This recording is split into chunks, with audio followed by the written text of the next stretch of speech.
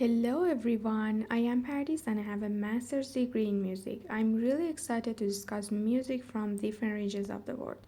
Today we continue our journey into the fascinating story of musicology.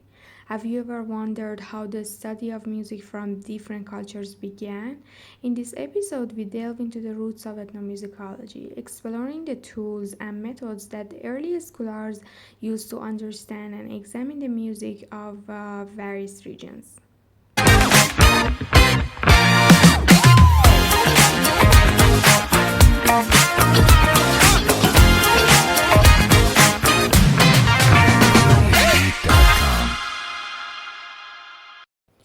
During World War II, research in comparative musicology had somewhat faded away. But when Jaap Koons proposed a new name for this field after the war, it was very well received, especially in the United States. The combination of anthropological studies and musicology under this new name catch the attention of four musicologists and anthropologists like Charles Steger, William Rhodes, David McAllister, and Alan Merriam. In 1953, they published the Ethnomusicology newsletter, and in 1954, they established a Society for Ethnomusicology. The first conference of the society was held in 1956, and in 1958, the newsletter transformed into a journal. In the early 1960s, the first undergraduate programs in the new field were established at the Anthropology Department of Indiana University, the Music School of UCLA, and the University of Illinois.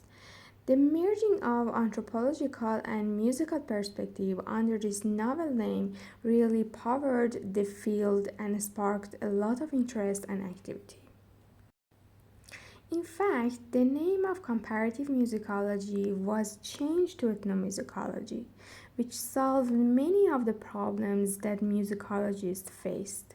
In fact, ethnomusicology views music as a human activity in alignment with other cultural aspects like religion, art, language, politics, dance, crafts, and social issues. This new field, rooted in musicology and anthropology, raised new questions that the old field of comparative musicology had never addressed, such as why do people in a particular region sing, play instruments, and dance in a certain way? What is the purpose of the elements of music for humans? How is the creation of music as an artistic social behavior situated within societies and their social structures? How does musical behavior challenge or relate to other social behaviors and cultural patterns? What social and cultural topics are important for teaching and learning music? Can music and its related elements have a shared meaning? And if so, what is that meaning?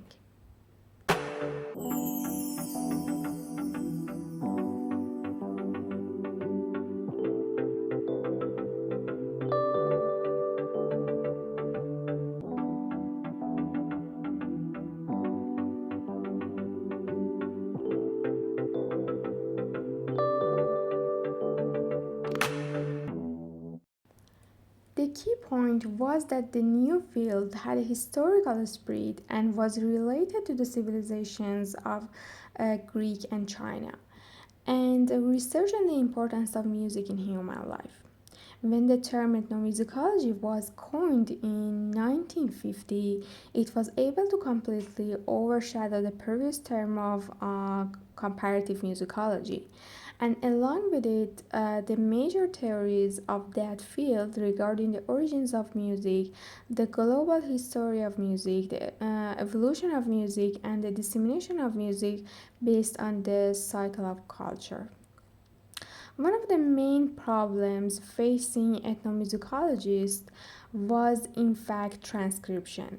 But later, the issue of the narrative and persistence of transcriptions was no longer as important as before.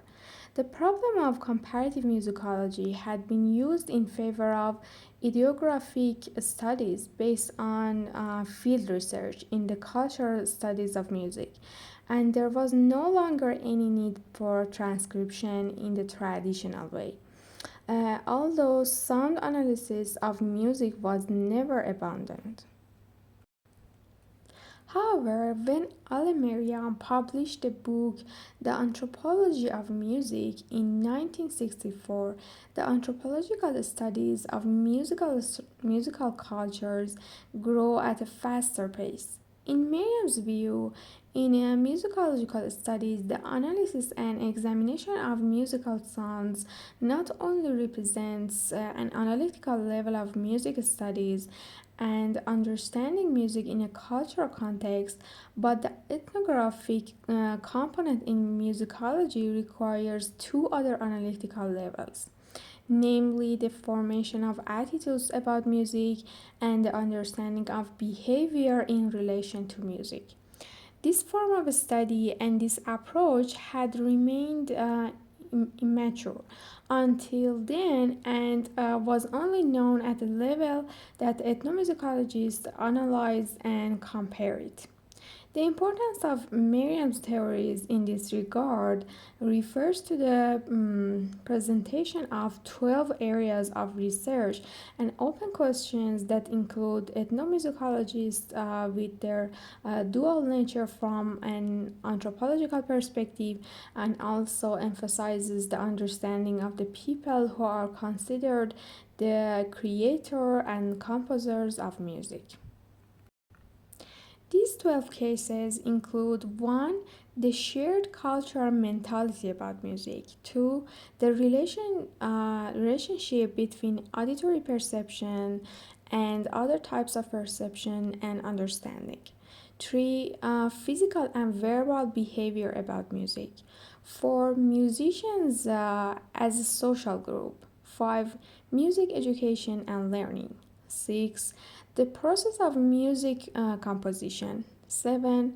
The study of vocal texts, 8. The function and application of music, 9. Music as symbolic behavior or the meaning of music, 10. Aesthetics and internal relationships of the arts, 11. The history of music and culture, and 12.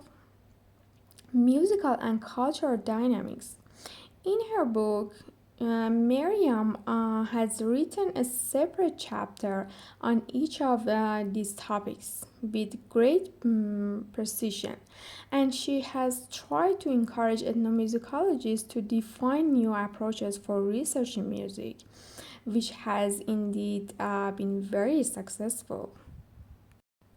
So that's enough for today. I'm glad I could share this journey into the story of musicology with you. I hope you enjoyed today's episode and gained some new experience in music and musicology. I also hope I sparked your interest in this fascinating field.